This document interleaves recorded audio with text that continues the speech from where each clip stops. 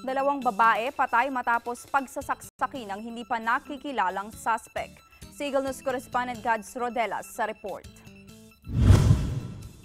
Patay ang dalawang babae matapos manloob at pagsasaksaki ng di pa nakikilalang lalaki sa Barangay Bugtong, Lipa City, Batangas.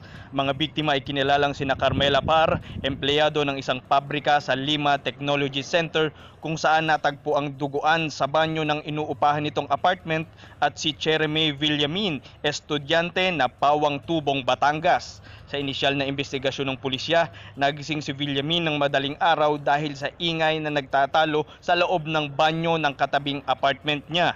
Tumambad sa kanyang harapan ang isang suspect na sinasaksak si Carmela, at nang makita ng suspect si Villamin ay ito naman ang binalingan at pinagsasaksak sa iba't ibang bahagi ng katawan, saka tumakas ang lalaki sa hindi matukoy na direksyon, dala ang patalim na ginamit. Agad din namang nakahingi ng tulong sa mga kapitbahay ang sugutang si Villamin at kaagad itong naisugod sa Metro Lipa Medical Center, pero binawian din ng buhay dahil sa dami ng nawalang dugo. Dagliang ikinasa ng Lipa City PNP ang dragnet operation para sa posibleng pagkakakilanlan ng suspect. Hanggang ngayon, hindi pa rin malinaw ang motibo ng nangyaring krimen. Mula dito sa Batangas, Gads Rodelas, Eagle News.